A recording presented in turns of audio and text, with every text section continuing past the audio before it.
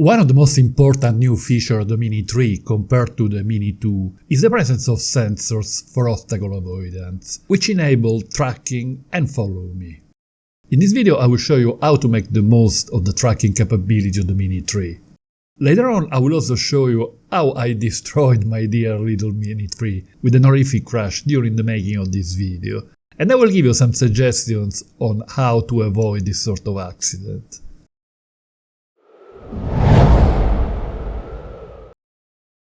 In the Mini 3 there are three intelligent flight modes for tracking: Active Track, Spotlight and Point of Interest, grouped under the name of Focus Track, in the same way as in the Air 2S and in the Mavic 3.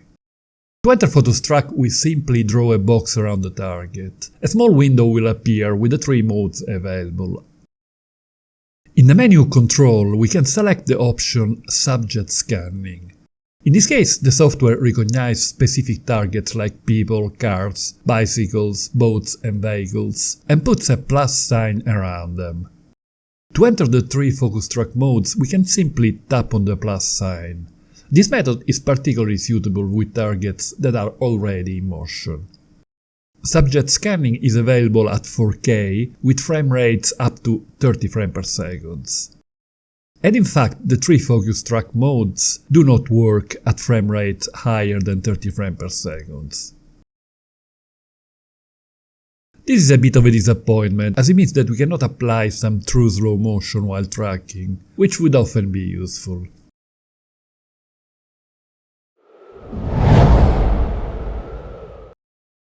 The first thing we notice is the protruding pair of front obstacle sensors above the camera.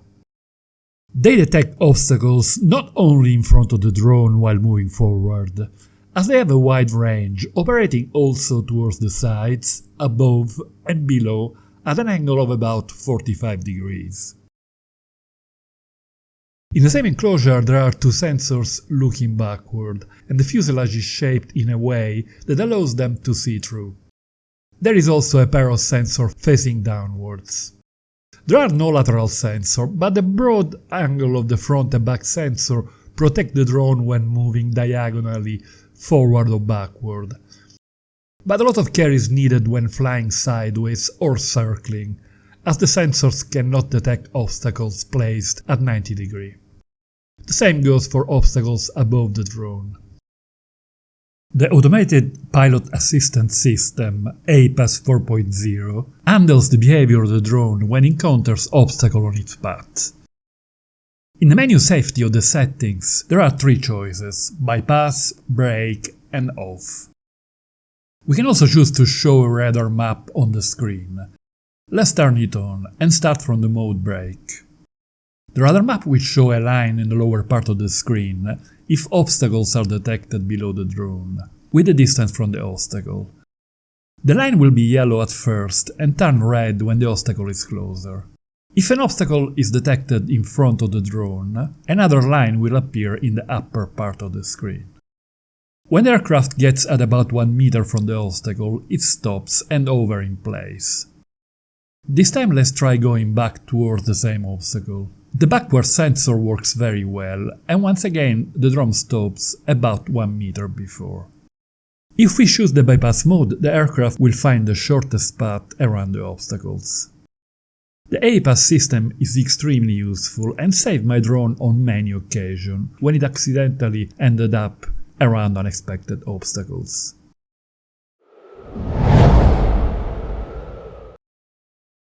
The two main modes for tracking are Active Track and Spotlight.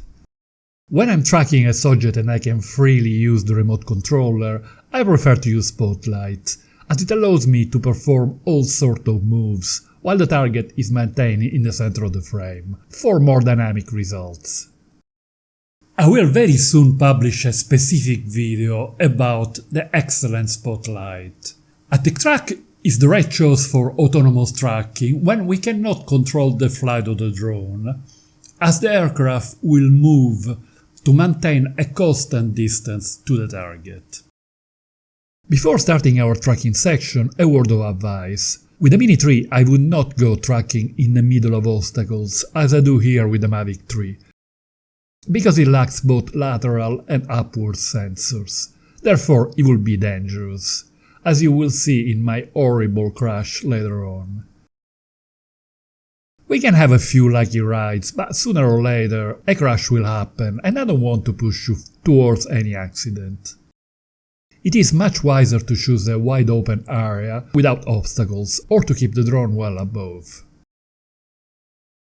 During the tracking, it is possible to apply a smooth zoom up to 200% using the scroll wheel of the controller to get closer to the action. But being a digital zoom, there will be a loss of resolution, so this option is mainly for users who encode their footage in 1080p. The interface for tracking is not as sophisticated as the one of the Mavic 3, where we can set 8 different positions compared to the target. With the Mini 3 we have a choice between trace and parallel. Let's start with trace. With this option we can set a specific height and distance from the target, and the aircraft will follow at a constant distance from behind or in front. It is also possible to have the drone just above the target, with the camera pointing down for bird's eye tracking. In parallel mode, the aircraft tracks the target from a side, at an angle slightly bigger than 90 degrees, to help the action of the sensors. Again, it follows the movement of the target, maintaining a constant distance. You can see that the drone keeps track of the target very well and manages to anticipate its position when it is covered by trees.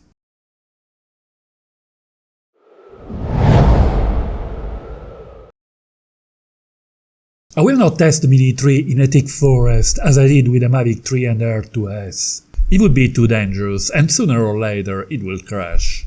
Also, let's be frank, there is not really a reason to track someone in a thick forest. The background will be quite boring and the drone will swing around constantly to avoid trees and branches. It is much more interesting to track somebody in an open environment, maybe on a beach or somewhere with an interesting view in the background. Here the drone will be able to follow at a constant smooth pace with less distracting results. Let's start with trace mode, tracking from behind. We can position the aircraft very close to the target and to the ground, which is excellent for close-ups.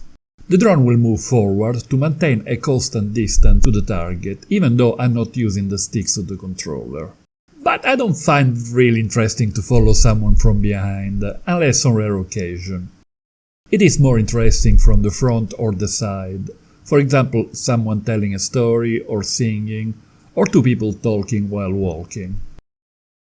So let's put the drone in front of the target and hit trace. Luckily the gyms are open again now after more than 2 years of lockdown. I need badly to join one. And now let's go with parallel. While tracking we can modify the distance and the height. The aircraft will maintain the same position and distance from the target. We can also go for a follow me in vertical mode. Again, we need to put the camera in vertical mode first and then select the target.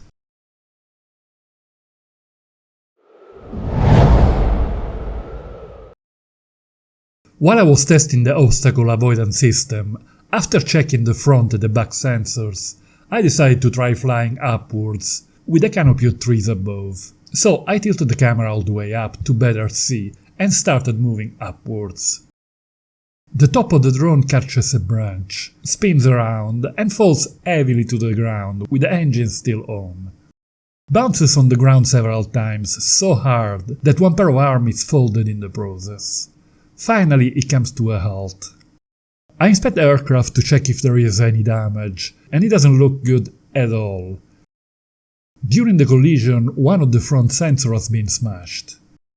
I try to restart the drone, but I get very scary message on screen. I try to perform the required calibration, but sadly the drone is totally destroyed. So, the Mini 3 performs well in tracking, and the tri-directional obstacle sensors are very useful on plenty of occasions. But this model should not be used for close-range tracking, but rather be kept well above surrounding obstacles. The only two prosumer drones that can seriously handle tracking around obstacles remain the Mavic 3 and the Scadio 2. Click on this link to watch my beginner guide to the Mini 3, and don't forget to hit the like button if you find this video interesting. Thank you.